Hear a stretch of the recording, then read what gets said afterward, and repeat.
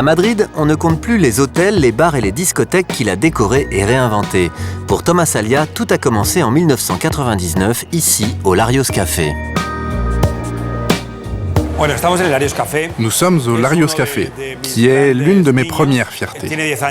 C'est un projet qui a 10 ans et dans ma carrière, il y a un avant et un après Larios Café. C'est une sculpture de plumes.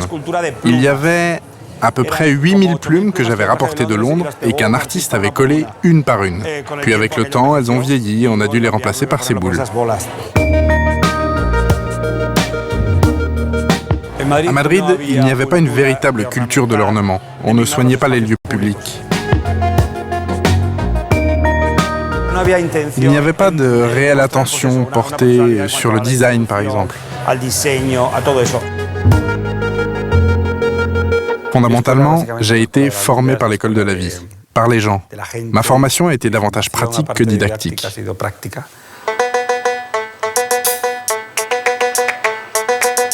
La lumière constitue 80% d'un projet. Un espace mal éclairé ne pourra jamais valoriser un bel aménagement. Notre travail, c'est de définir l'espace, mais une fois l'espace défini, s'il est mal éclairé, tu comprends, l'éclairage c'est le fil conducteur. C'est ce qui crée la magie, ce qui rend un lieu sublime ou pas, c'est vital. L'étude de la lumière est fondamentale. Ce qui m'intéresse, c'est de provoquer un effet de surprise, de le lire sur les visages.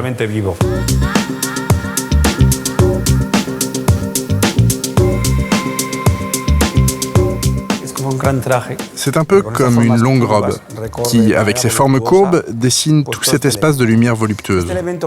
Cet élément est très féminin de par ses formes. La lumière passe au travers de ces gravures, mais c'est surtout la forme qui rend l'effet si spectaculaire.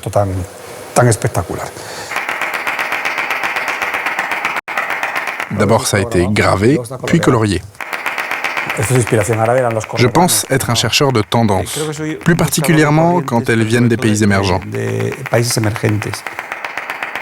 Je ne m'intéresse pas vraiment aux tendances déjà repérées, comme celles qui viennent de Londres, New York ou Paris. Enfin, je m'y intéresse, mais ce qui me passionne le plus, c'est ce qui se passe dans des pays comme le Brésil ou l'Inde. Ou alors ce qui se passe actuellement au Maroc, je veux dire au niveau artistique.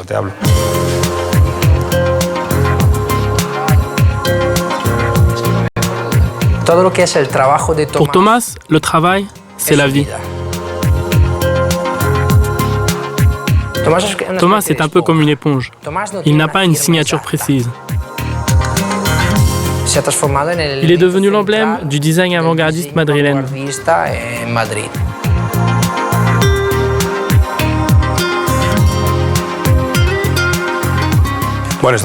Nous sommes dans le roommate du Laura, et comme son nom l'indique, le roommate, c'est la colocation.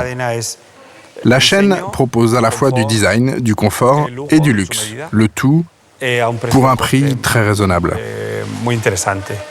Je ne crois pas à l'exclusivité d'un espace qui serait destiné uniquement pour une personne riche ou importante. Je crois à la démocratisation des espaces.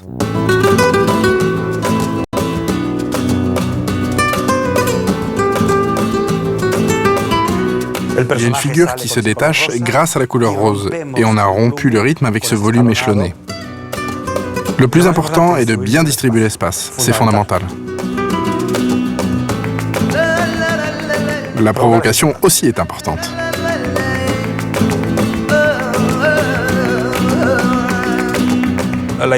L'idée, c'est justement ça.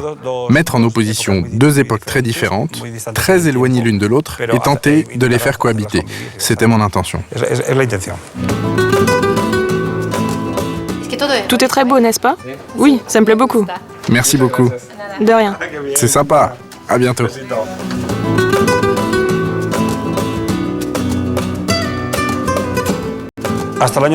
Jusqu'en 1992, en Espagne, personne ne parlait de design. Jamais. En 92, avec les JO de Barcelone, les designers graphistes ont émergé, comme Mariscal par exemple. Barcelone a profité de cet effet olympique et l'a poussé très loin.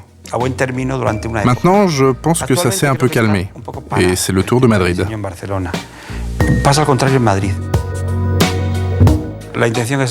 Mon intention, c'est de mélanger les styles. J'aime l'idée de faire cohabiter des styles très différents, de faire une sorte de cocktail, de le mixer, puis le lancer. C'est ça qui m'amuse le plus.